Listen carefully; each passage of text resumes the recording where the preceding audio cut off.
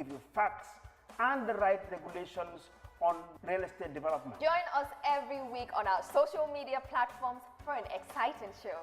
You can also watch us on JRTS TV every Sunday at 8:30 p.m.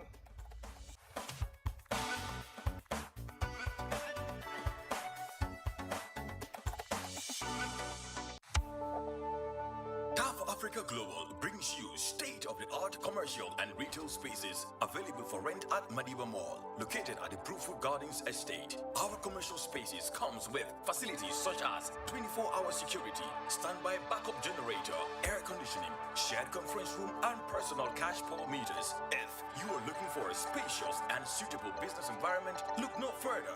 Madiba Mall retail and commercial spaces are just what you need.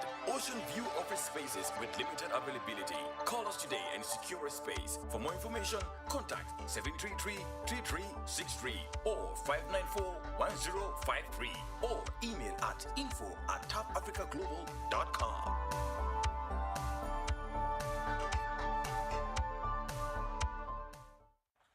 Hello viewers, welcome to the Taf Hub. This is another episode and we're really excited to be back on your favorite show. My name is Mariama Kuli, the co-host of this very important and wonderful show. Ramadan Mubarak to all our followers as well and our viewers here on the Taf Hub. Really excited to be back on again with Mr. Mustafa Njai. How are you, Mr. Njai? Ramadan Mubarak. I'm okay, thank you. Ramadan Mubarak to everybody, our viewers, and welcome again. Actually, we're now shooting for a new studio at the Madiba Mall, and today we have a guest who is no stranger to us, and the second lady to come on this program. By the name of Mrs. Marie Senghor. Thank you. Marie Mai or Marie Senghor? I notice my husband takes objection to being called Mai, and I notice you always use Mai. No, we paid the bride price. By the way, Marie is you know, Marie, Yeah. the husband, was my best man at Yeah.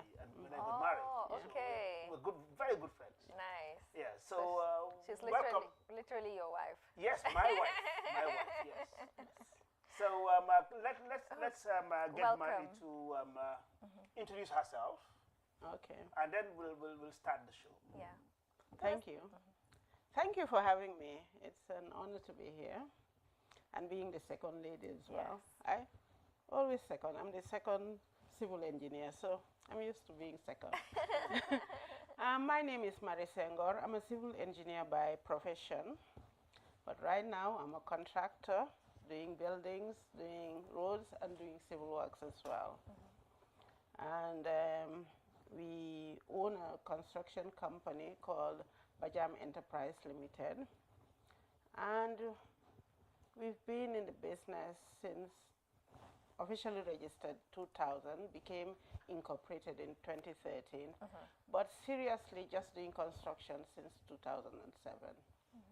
We've dipped our feet into everything in terms of, I've worked in the civil service, I worked in government, and I worked as a consultant as well before settling and doing construction, where I have really found my bliss. So my only regret is not going to construction earlier and being a contractor. That's my only regret. But here you thank are. I mean, Yes. I believe you've already accomplished a lot. It's never too late. Yes, but can you tell us a little bit about Bajam Enterprise and your involvement in real estate business? Okay, Bajam Enterprise is building road construction. Road construction we got into barely 3 years ago. And in terms of real estate, we've built a lot of buildings. We've built banks, we've built offices, we've built schools, but we've also worked with real estate developers to build on their behalf. Typically, Taf, in 2015, we did a number of buildings for them in Bruford here, about 5 buildings, and we did some civil works for them as well there, external works. Apart from them, I don't think we've built offices, we've built banks and all that, but in terms of working with a developer, we've worked with 2 developers. The second developer, we worked on roads, doing roads for them. But in terms of doing buildings, we've done some for Taf. Okay. And we hope to do more. Sure. Yes. Actually, you didn't tell them that you're also involved in the Taf City. Yes, Yes. yes. Okay. Yeah. We are doing the roads. What are you doing at the Taf City? We are doing the roads. Okay. We are doing the roads and preparing the road sub-base before he comes and lays his paving blocks. We did a lot of clearing there as well. Clearing, road sub-base, preparing what we call sub-base. That's the underlying layer before he comes and puts his paving blocks. And that's, yeah. If Mr. Njai chooses to work with you, that means you're the best in the market. So keep it up. Yep. Because I know how concerned he is about quality. So if Yeah. he chooses to work with you, that means that you're producing something that is of great standards and great quality. Yeah. But let me tell you also, let's reverse it. Actually, I worked with Mari at the bonded warehouses when it was being built. When was this? This was in 98 to 2000. Yeah, 98. We 2000. started Yeah, with- about yeah. 1998. Yeah. And she was the resident engineer. Yes. So, and you know what it means. I mean, what the relationship between a resident engineer and a contractor. So she was supervising us. Okay. So we've worked for quite some time now. Nice. But And Mari, I was really tough on him. yeah. now I'm sure you know what it feels, sitting on the other side of the fence, huh? I do. I do now. Great, but tell us more about your credentials and what makes Bajam unique. But can you probably go back? I think it would be nice to know what your qualifications are.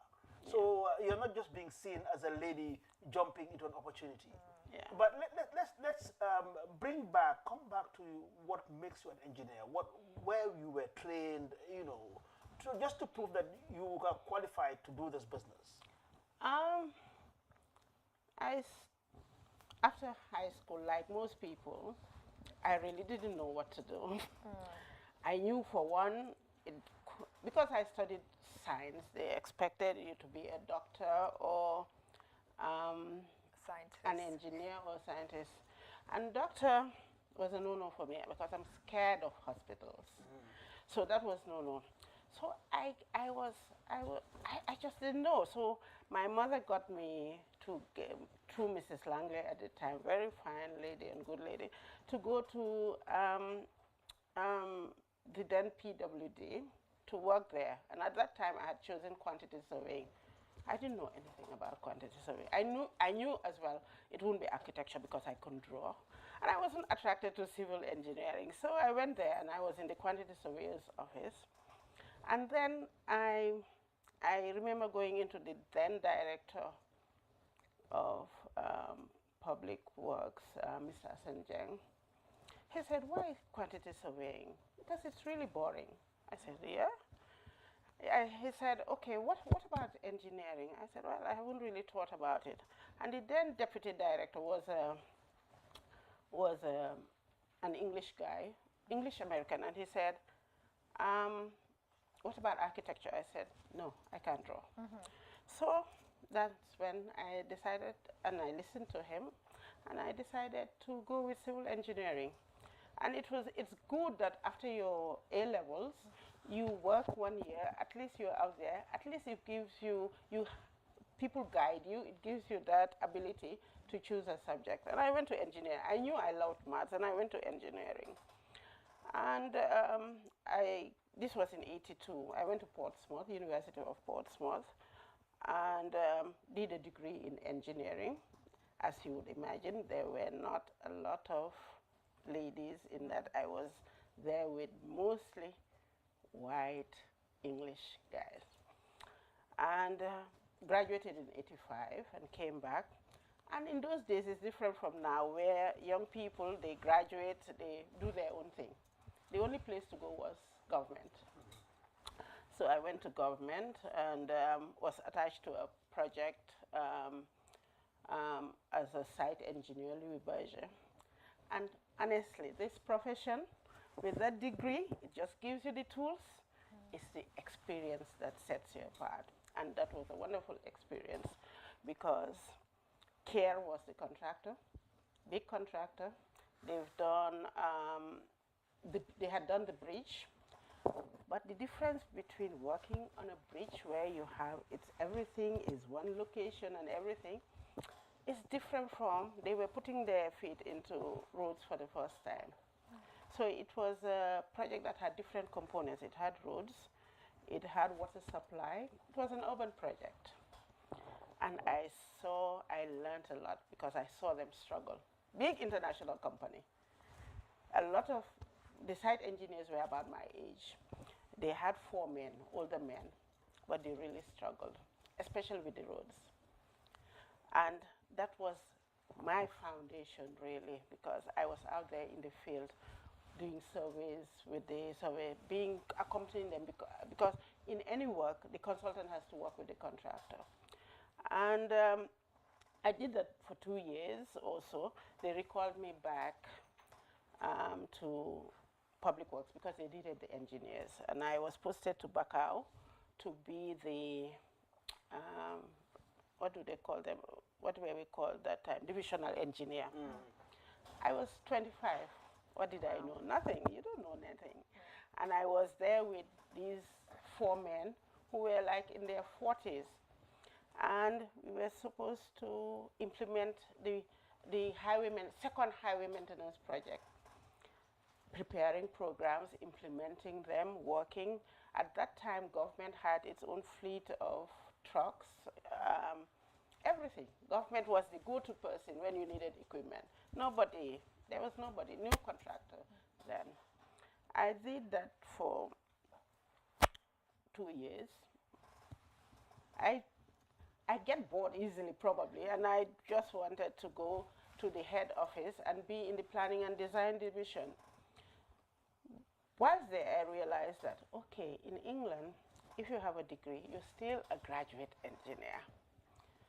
And for some reason, I don't know, maybe being female, you just want to prove yourself even more. And I wanted to be a chartered engineer, which sets you aside from being graduate to being a professional engineer with recognized experience.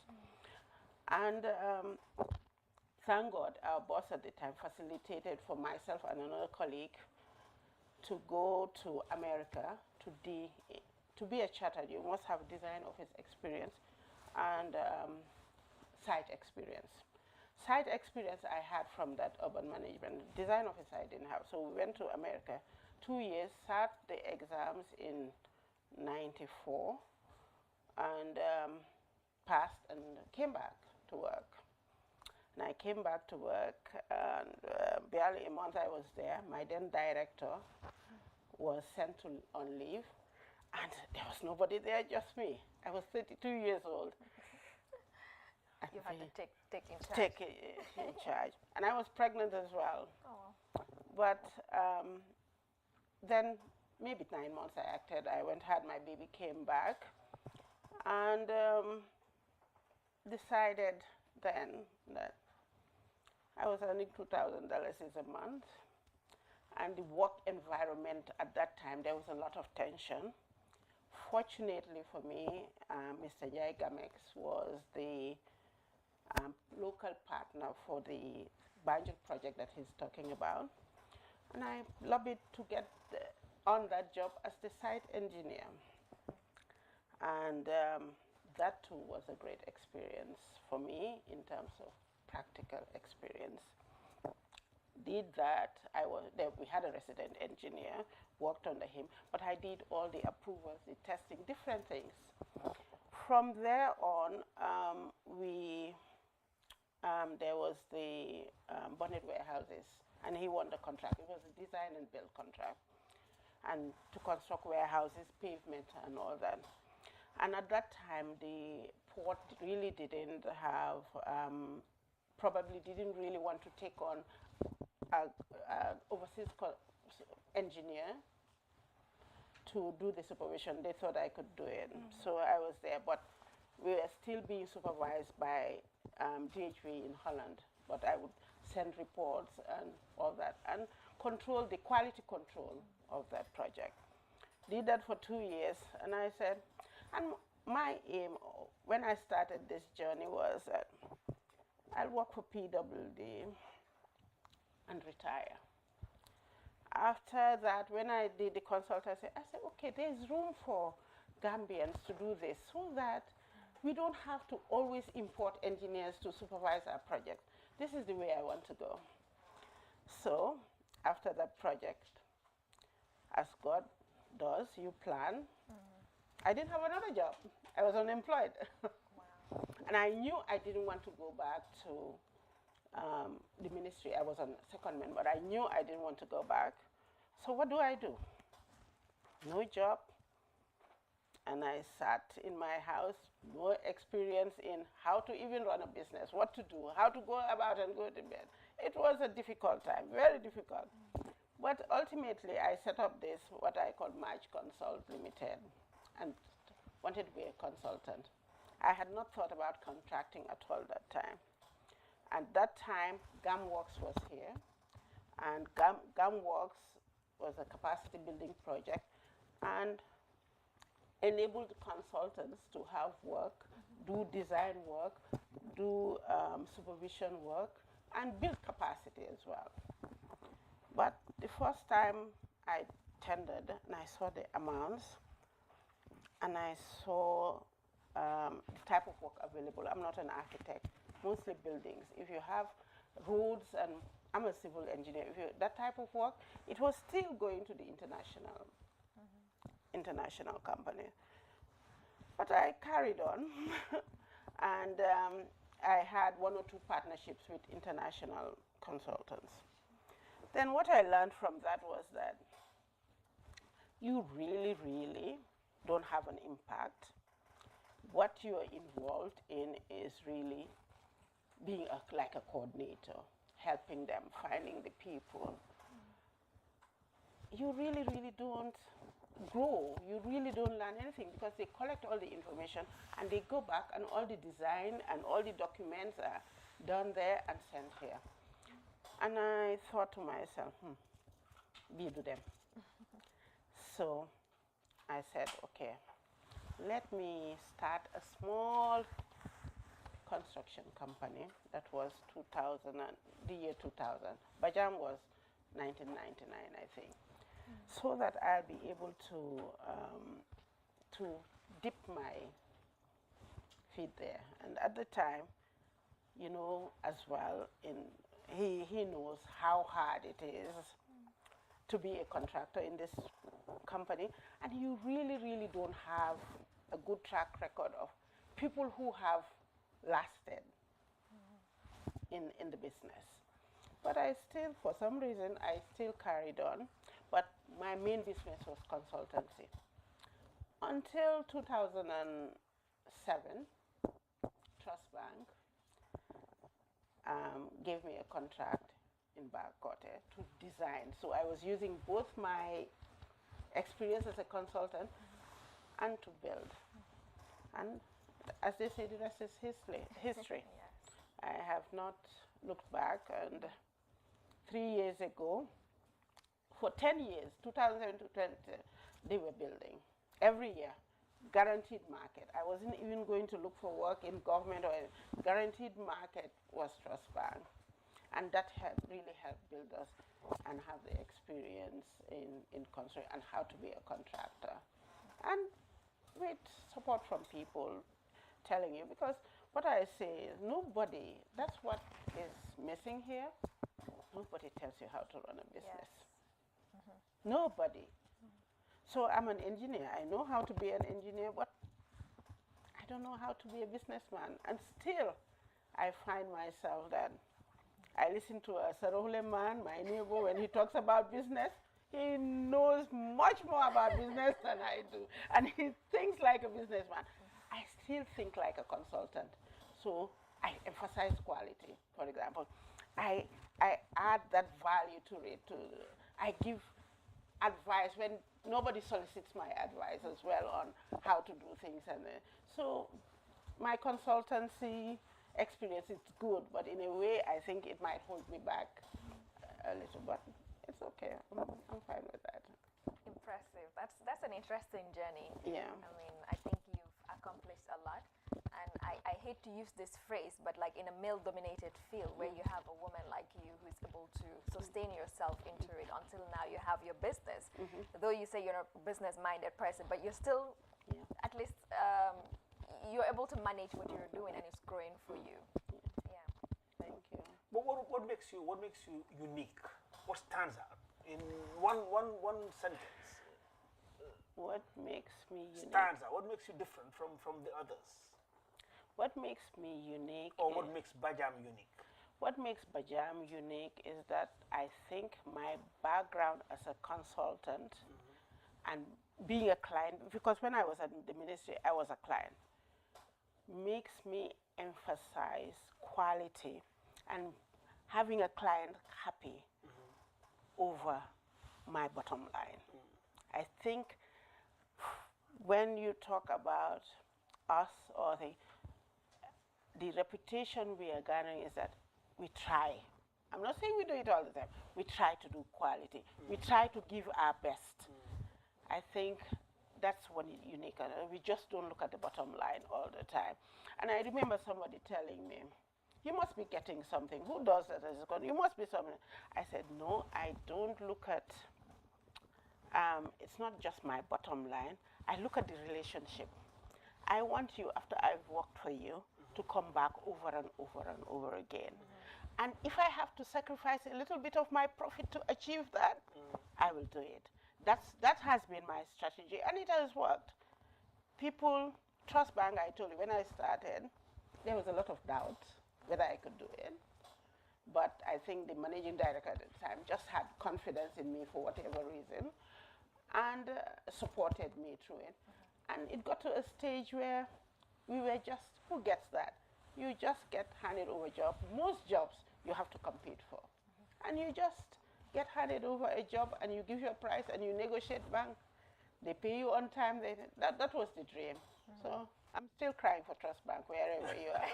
But I think also what makes you unique is that you were a female doing road construction. I think you are the only, lady who's running a construction firm. And not only construction, but road construction. I'm sure here, when people drive by and see all the equipment owned by Bajam, it will be difficult to relate those machinery to you. I mean, obviously, sitting here as a lady and the way you are dressed up, hardly could people connect the two. Because the moment that they see those, one, indigenization. They will not think that a Gambian will even own that amount of equipment to do the roads, not to talk of a lady. So I think for me that makes you very unique. And that's something you should capitalize on. And what we do on this program is that it's for advocacy. And we do have a lot of leaders, decision makers, who watch this and we get complimented. So if you are there watching, we need to empower, Bajam as the first lady who took the bull by the horns to set up a road construction company. And then she's indigenous, she's Gambian. I am somebody who always want to push that thing about, look, we need to think inwards. I mean, every country does it. The only way to build capacity is to develop and support your own.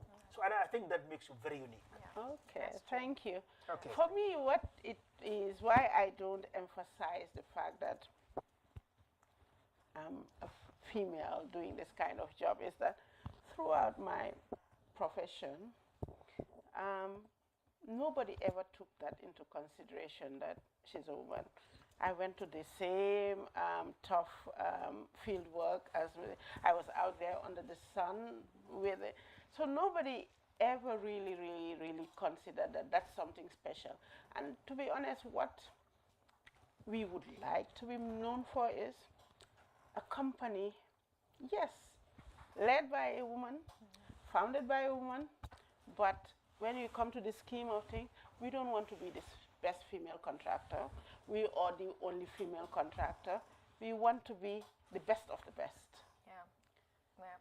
And sometimes we don't want any special favors or to be chosen because we are female. We want to be chosen because we are good at what we do. And that's what I try to push probably more than the fact that I'm female. Because growing up, my mother never treated me differently from my brothers. She always put the same standards on me, the same expectations or even higher. And sometimes people feel some way that, oh, okay, that's that. But he is right. That's unique in Gambia. Even the profession, we now have a lot of female engineers. But when I was starting out, I had one reference. That's Fatou Jassem. Just one. Yeah. That was a very interesting conversation there with Madam Mary from Bajam Enterprise. Very interesting and, you know, really motivated also by her passion in what she's doing. And thank you so much for your time on this very important conversation. Mr. Njai. Well, thank you very much, Marie. I mean, very interesting, and I'm sure you have inspired, or you will inspire, quite a number of ladies and young ones who want to venture into some male-dominated, you know, industries or businesses. And I'm sure we've all learned a lot. Join us every week on the Taf Hub on our various social media platforms and on television as well. We'll be back next week. Thank you.